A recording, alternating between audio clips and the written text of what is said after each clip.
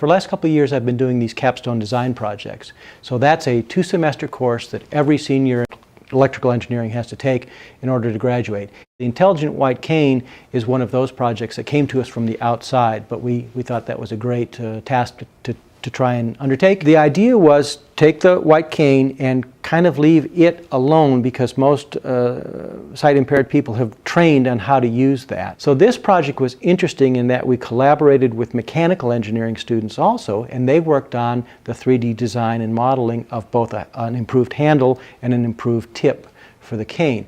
What we did in electrical engineering is the students built this box, and it's a prototype, of course, so it looks very kind of crude, but that's because we're really interested in the circuitry. We bought ultrasonic sensors, so these things are like a bat. You know, they send out a sound and receive it back, and it tells you the distance to an object.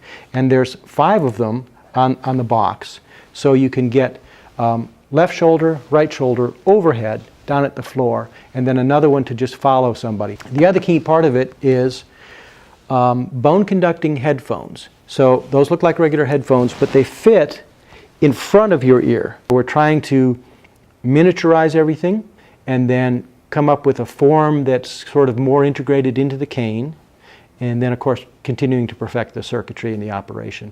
So my vision is to really succeed at that, at finding all the components in sort of half size or something. Now we've already done that with the microcontroller. We've got a much smaller version of that. The wiring and all that can be integrated.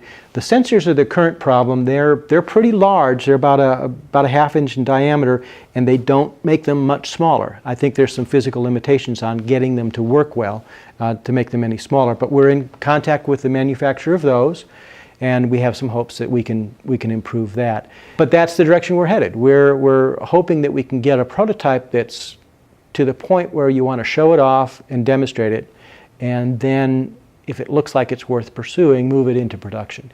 And I don't mean large production. Hundreds of units, not tens of thousands.